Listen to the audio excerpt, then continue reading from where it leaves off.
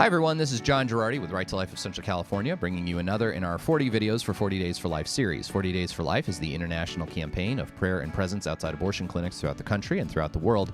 If you want to learn more about our 40 Days for Life campaign, get in touch with us at 559-229-2229, or you can visit our website, www.rtlcc.org.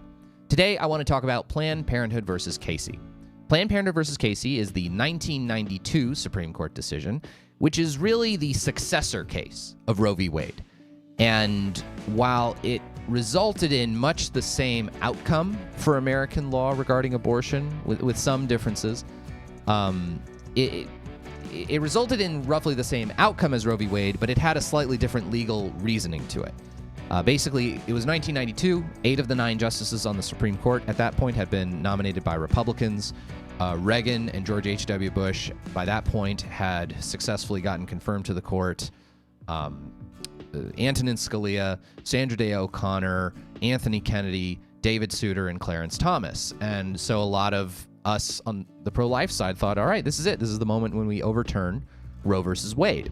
And it turns out that 3 of those 5 appointees were terrible, and they stabbed the pro-life movement in the back. Sandra Day O'Connor, Anthony Kennedy, and David Souter, who would be, I think, stand as the 3 worst decisions that Reagan and George H.W. Bush ever made. Basically, what the court held in Planned Parenthood versus Casey, they got rid of the legal rationale of Roe v. Wade that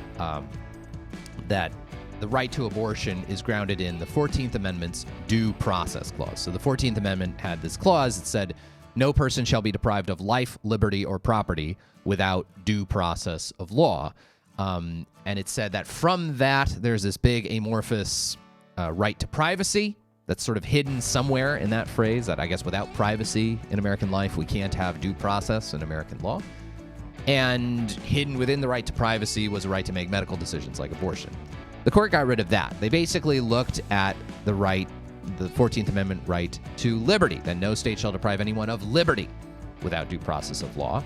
And Anthony Kennedy and Sandra Day O'Connor and David Souter sort of reason might be a bit too strong. They said that the right to have an abortion is an essential part of liberty, that the right to define when life begins is an essential part of liberty, and that women have a protected liberty interest in abortion, which cannot be regulated by the government in X, Y, or Z circumstances. So obviously, I think this is terrible legal reasoning.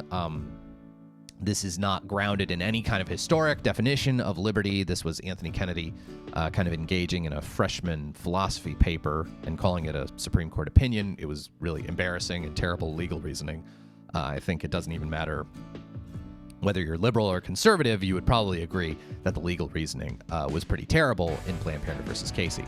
Now, one of the things Planned Parenthood versus Casey did was it got rid of Roe v. Wade's trimester system. And under Roe, the court ruled that you can't ban abortion at all in the first trimester. You can have some health and safety restrictions to protect mom in the second trimester.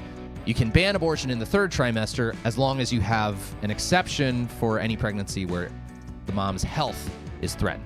Now, they defined health so broadly that literally every pregnancy implicates a mother's health.